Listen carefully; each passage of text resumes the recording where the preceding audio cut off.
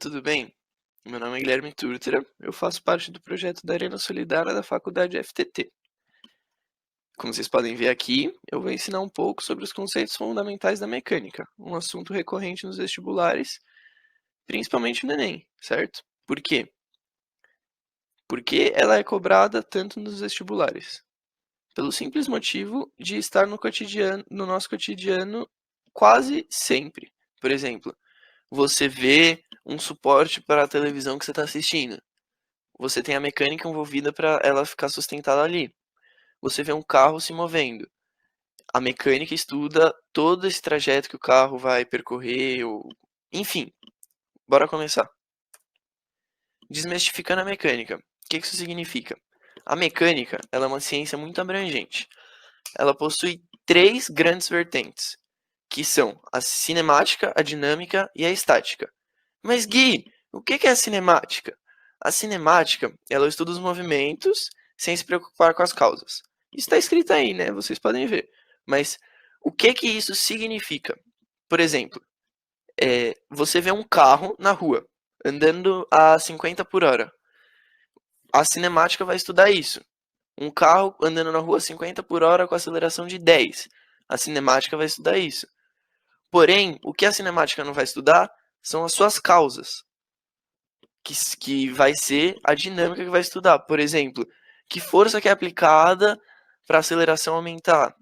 Enfim, vocês vão entendendo isso com o tempo. Dito isso, tem a estática também. A estática, ela é o estudo do equilíbrio dos corpos. Por exemplo, como eu tinha citado antes, o suporte de uma televisão.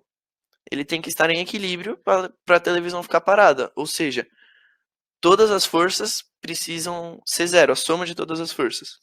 Mas isso vocês vão entender com o tempo. Bora lá. Conceito fundamental da mecânica, já que a gente sabe o que é, né? Vamos lá. Gui, se você quer que eu saia sabendo alguma coisa dessa aula hoje, o que você quer que eu saiba? Ah, eu quero que você saiba o que é um ponto referencial e desenvolver ele num raciocínio. Pensa comigo. Você está sentado, você é aqui o observador. Sentado olhando um trem passar.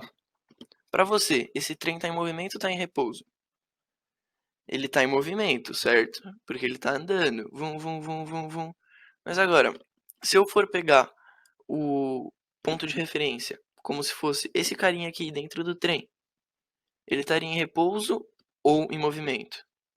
Para responder isso, pensa você dentro de um carro.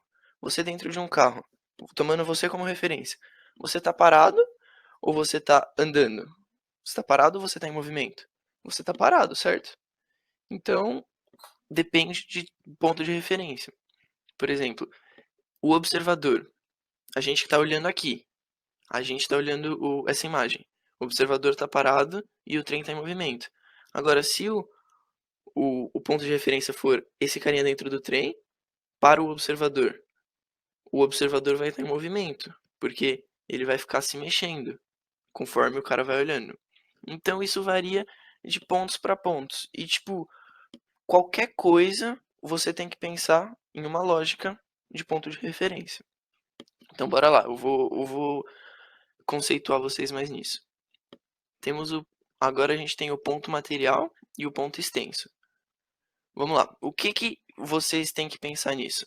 Por exemplo, uma formiga. Uma formiga em uma folhinha.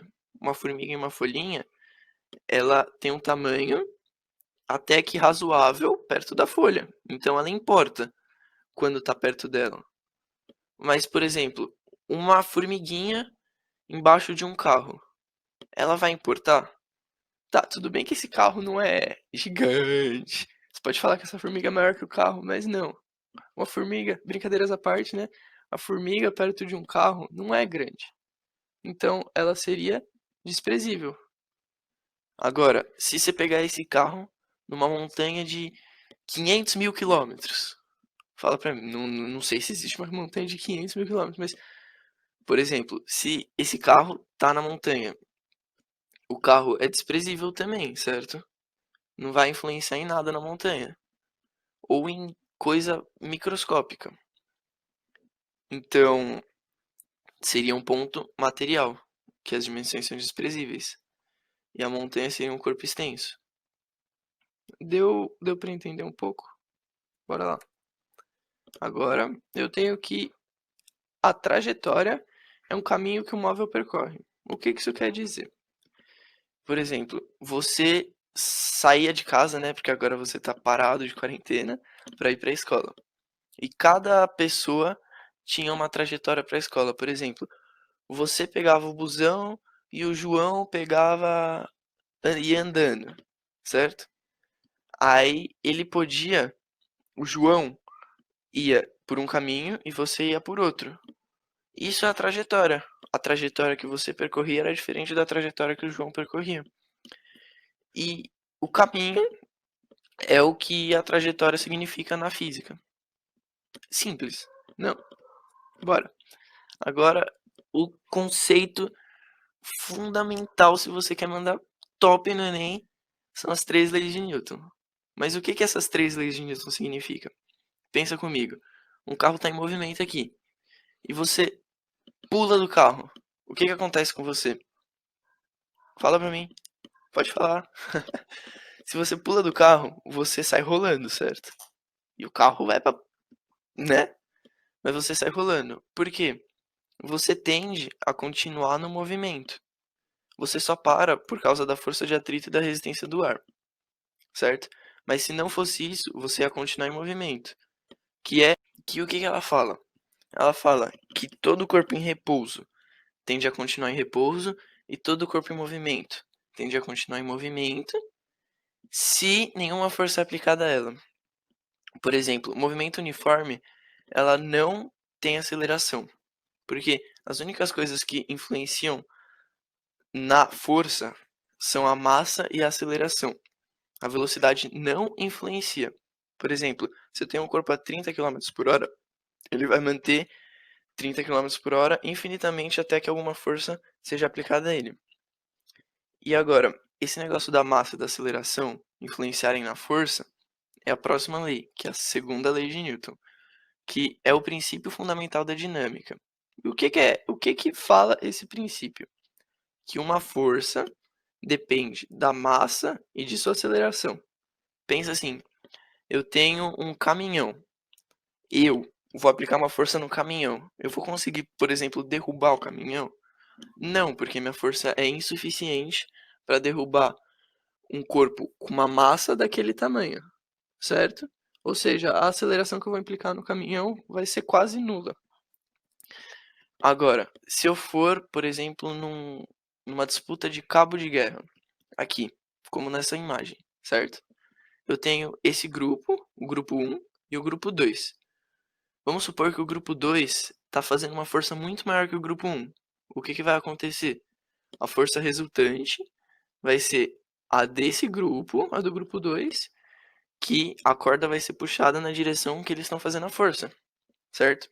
Então, eles puxam e ganham a disputa, certo? E no caso, a força vai ser aplicada em forma de aceleração neles. Bora lá? Agora temos a terceira e não menos importante, a lei da ação e reação. Você já chegou naquela cremosa e falou assim: Nossa, eu te amo.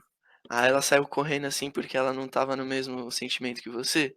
Ou sou só eu? Putz. Mas então, é, ela teve uma reação enquanto você teve a ação.